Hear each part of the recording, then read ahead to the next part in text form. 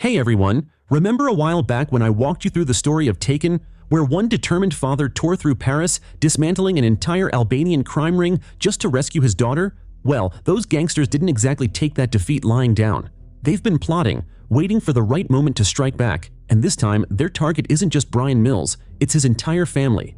That's the deadly game we're stepping into today with Taken 2. Hey friends, welcome to my channel, Movie Hunts. Let's dive right into the story. The story kicks off in a remote corner of Albania, where we see a group of gangsters burying their dead brothers and nephews. Turns out, these were the very same men who fell at the hands of Bryan Mills back in the first movie.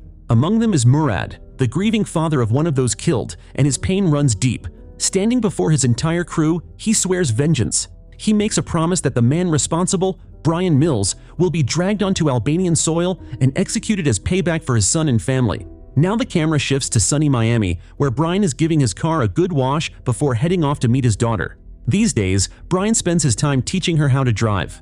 But when he shows up at his ex-wife Lenore's place to pick her up, he realizes his daughter isn't home. On top of that, Lenore looks unusually downcast. Bryan sits with her, and during their conversation, she opens up about her failing marriage. Things with her current husband aren't working anymore, and they've already started living apart. Hearing this, Bryan quietly takes it in, then heads out to track down his daughter. Meanwhile, his daughter has been busy starting a new chapter of her own. She's found herself a boyfriend. While she's spending some private time with him, Bryan, being Bryan, shows up unannounced. He's always keeping tabs on her after all. He ends up meeting the boyfriend face to face, keeping that cool, protective dad demeanor, and then promptly takes his daughter along for a driving lesson. As they're on the road, Bryan mentions he'll be leaving for Istanbul next week, and before that, he wants to make sure she's confident behind the wheel. After the lesson, he drops her back home, but once she's settled, he calls his friend Sam to dig up background information on her new boyfriend Jamie, because Bryan Mills doesn't leave anything to chance. Cut back to Europe, where Murad's men are already making moves. They track down Bryan's old acquaintance Jean-Claude, the French cop who once crossed paths with Bryan during his rampage in Paris. Murad's crew kidnaps him and brutally tortures him, demanding to know where Bryan is. But unfortunately, Jean-Claude has no clue about Bryan's current whereabouts. That doesn't save him though. The poor guy suffers terribly at their hands. Meanwhile, Bryan reconnects with Lenore again, and this time, she opens up even more. Her marriage is collapsing, her husband can't stand her anymore, and she's filled with regret over leaving Bryan years ago. Bryan listens, but before things can go any deeper, he heads out to meet his friends for one last night of drinks and laughs. Tomorrow, he's flying out to Istanbul on a job, providing security for a high-profile businessman. But Murad's gang is already ahead of the curve. They get word through contacts that Bryan Mills will be in Istanbul, and the hunt is officially on. The next day, Bryan executes his assignment flawlessly, protecting the VIP and wrapping up the job without a hitch. Just as he's leaving with his payment, he gets the surprise of his life. His ex-wife and daughter show up in Istanbul. His daughter had overheard his plans and decided to bring her mom along for a surprise reunion. Overjoyed, Bryan welcomes them and brings them back to his hotel. What he doesn't know is that Murad and his men have already landed in Istanbul too. That night, Bryan suggests a family outing, but Lenore isn't feeling up to it, so he takes his daughter out alone. They share a great evening together, enjoying each other's company. The next morning, Murad himself arrives in Istanbul and joins forces with his men. Soon after, Bryan, Lenore, and their daughter set out to explore the city. What they don't realize is that they're being watched from every angle. Bryan's instincts kick in when he notices they're being tailed. Thinking fast, he pulls into a safe spot, tells Lenore to get out, and orders her to head back to the hotel, grab their daughter, and make a run for the US Embassy.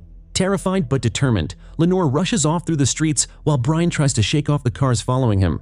Lenore takes back alleys and side roads, pushing through her fear, while Bryan skillfully fights off pursuers one by one. At the same time, he desperately tries to reach his daughter on the phone, telling her she needs to stay hidden and if she gets the chance, make her way to the embassy. But at first, she's too distracted to pick up his calls. Finally, when she answers, he warns her to stay inside the hotel and out of sight, because men will be coming for her. She listens carefully, fear in her voice, and Bryan makes it clear, "Follow my instructions no matter what." But before he can say more, Bryan sees the unthinkable. Lenore has been captured. Powerless to stop it, he's overwhelmed, beaten, and dragged away along with her. Meanwhile, gangsters storm the hotel, searching for his daughter. Following her father's warning, she slips into another room and hides just in time, barely escaping capture. When they can't find her, the thugs kill several hotel security guards in frustration before fleeing. As Bryan and Lenore are bound, blindfolded, and taken away, Bryan does what he always does. He stays calm and calculates. Listening to every sound, he starts counting the seconds between each turn the car makes. He notes the noise of ships, the calls of birds, the echoes of the city, all clues to pinpoint where they're being taken. Eventually, they arrive at an abandoned compound where Bryan is tied up and left under guard, but Bryan Mills is never truly helpless. Anticipating danger, he'd kept a small phone hidden in his shoe. Using sheer willpower and precision, he manages to get hold of it and call his daughter. She whispers back that she's safe for now, still hiding, but doesn't know what to do next. And with that, the stage is set for Bryan to turn this nightmare into another all-out war. Bryan tells his daughter, "No matter where you are, once things calm down, you have to make your way to the US Embassy. That's the only safe place." When Anna asks about her mom, Bryan admits he doesn't know where Lenore is, but promises her, "I'll find her no matter what." Anna, fighting back tears, insists she can't just run away and leave her parents behind. She wants to help. At first, Bryan refuses. He can't put his daughter in more danger, but Anna won't back down. She's determined.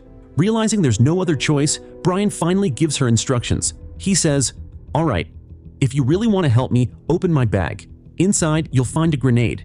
Take it to a safe spot and set it off. I'll listen for the explosion, and from the delay in sound, I can figure out how far away you are." Following his words, Anna climbs to the roof of a building, pulls the pin, and the blast rips through the air. Bryan hears it exactly 4 seconds later. With that, he calculates that he's roughly 4.5 kilometers from their hotel. He quickly tells Anna to draw a 4.5 kilometer radius around the hotel on a map. That's the area where he must be held. Bryan had also noticed the faint sound of ships nearby, meaning he's close to the sea. Plus, there's a flag hanging over the building where he's tied up, so he directs Anna, "Look along the coast. Find any house or building within that radius that's flying a flag." Sure enough, Anna spots a house by the water with a flag waving above it. Bryan instructs her to grab the gun and grenades from his bag, make her way to that location, and wait on a rooftop nearby for his next call. Determined to save her father, Anna heads toward the coast. Meanwhile, Murad finally steps into the room where Bryan is being held. He lays out photographs of his son, nephews, even grandchildren, and asks, "Do you recognize them?" Bryan calmly replies, "No. I've never seen them before." Murad doesn't buy it. He slams down his son's photo and snarls, "Don't lie to me. You tied him to a chair and killed him with electric shocks." Bryan finally admits it, staring him dead in the eye. "Yes, I did. Because your son was kidnapping innocent girls and selling them like cattle. He even took my daughter for no reason. He deserved what he got." But Murad doesn't care about the truth. All he sees is revenge. He spits back, "You killed my son for taking your daughter. Now I'll kill your wife for taking mine." And with that, he slices Lenore's neck slightly and hangs her upside down in front of Bryan. Blood begins to drip, drop by drop. Murad explains that within 30 minutes, she'll bleed out and die, and Bryan, helpless and bound, will have to watch it happen.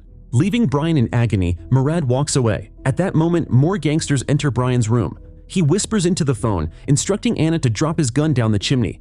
She does, and just in time. Bryan catches the weapon, turns, and takes out the armed men storming in. Room by room, he clears the building, mowing down every gangster inside. Up on the roof, Anna isn't safe either. A few thugs spot her and give chase. Just as they're about to grab her, Bryan bursts onto the rooftop, gunning them down and pulling his daughter to safety. Wasting no time, he hustles her into a taxi. He tells her firmly, "Stay here for 5 minutes. If I'm not back with your mom by then, take this cab straight to the US Embassy." That's an order. With that, he leaves her behind and goes after Lenore. Bryan cuts through waves of gangsters, but this time he can't reach Lenore immediately. So he returns to the taxi, determined to get Anna to safety first. They speed toward the embassy, but the remaining gangsters chase them through the city in a full-blown car battle. Bryan unleashes hell, blowing up cars left and right, but the chaos also alerts Istanbul's police, who quickly join the chase.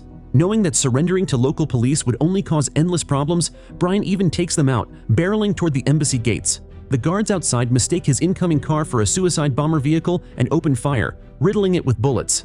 Still, Bryan smashes his way through, deep into the compound, forcing the soldiers to hold fire. He immediately calls his old friend Sam back in the States and pleads with him to contact the US Embassy in Istanbul.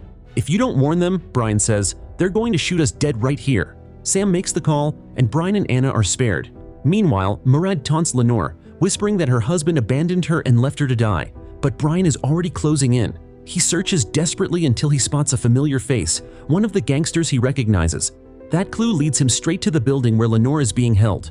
Bryan storms in, unleashing a brutal firefight. Bullets fly, bodies fall, and in the chaos, Murad drags Lenore away again. Bryan gives chase and finally finds her, unconscious, with another of Murad's sons standing guard. The two men clash in a vicious, bone-crunching fight. Bryan takes heavy hits, bleeding and battered, but in the end, he hurls the man down a staircase, killing him instantly. Weak but unbroken, Bryan gathers Lenore in his arms and presses on. At last, he comes face to face with Murad himself. Bryan levels his gun at him but doesn't pull the trigger. Instead, he tells him coldly, "I don't have a personal vendetta with you. If you stop this madness and go back to your country, I'll let you live. I don't want any more bloodshed." But Murad refuses. He sneers, "Even if you kill me, I still have sons. They'll find you. They'll kill you." Bryan doesn't flinch. He stares him down and says, "Then I'll kill them first." And with that, he executes Murad, ending it once and for all. Finally, Bryan rescues his wife and daughter, and the family returns home. By then, Anna has become a far more confident driver. When she takes her driving test, she passes with flying colors. And with that, this intense chapter comes to a close. If you haven't seen the first Taken, I've dropped the link in the description so you can check it out. And as always, let me know in the comments how you liked today's story. That's it for now. I'll see you in the next one.